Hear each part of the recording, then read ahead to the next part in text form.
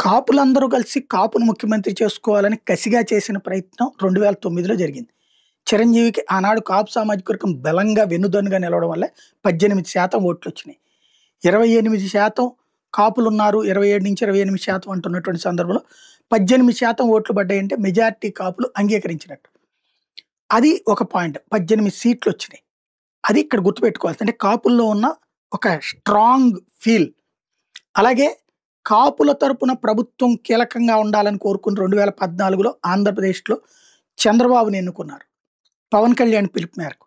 2019లో పవన్ కళ్యాణ్ ఒంటరిగా పోటీ చేసినప్పుడు మాత్రం కాపులు నమ్మలేదు. ఓడగొట్టారు. 6% ఓట్లే వచ్చినాయి. చిరంజీవి 18తో పోల్చుకుంటే పవన్ కళ్యాణ్. ఎందుకని? ఆయన మళ్ళీ తెలుగుదేశంతోనే కలుస్తాడన్నట్టు కోపంతోనే కాపులు పక్కన పెట్టారు.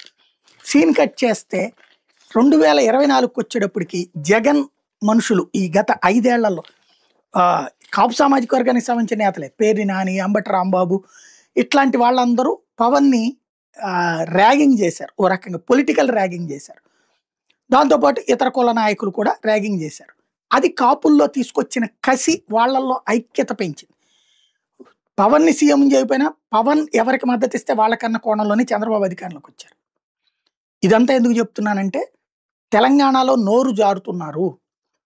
అటు ఆయన మొన్న అన్నటువంటిది ఆంధ్రాకి సంబంధించిన అంశంలో క్యాజువల్గా మాట్లాడిన మాట.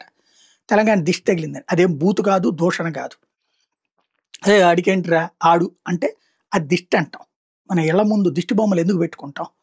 అదేమి తప్పు కాదు. అలా మాట్లాడినోడు తప్పుడోడేం కాదు.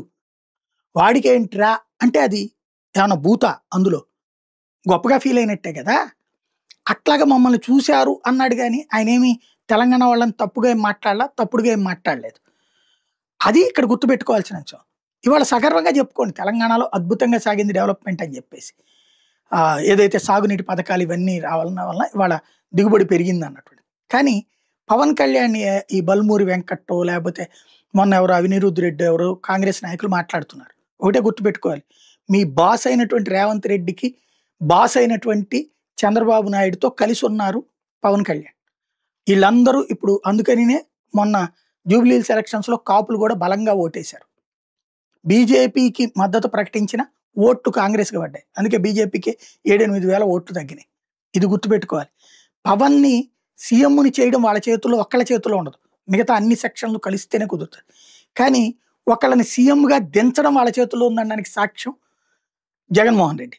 అలాగే అక్కడ రేవంత్ గెలుపులో పవన్ కళ్యాణ్ పాత్ర లేకపోవచ్చు. దించడంలో పవన్ కళ్యాణ్ పాత్రను తీసుకురావద్దు. కాంగ్రెస్ నాయకులు మరీ జాగ్రత్తగా ఉండాలి.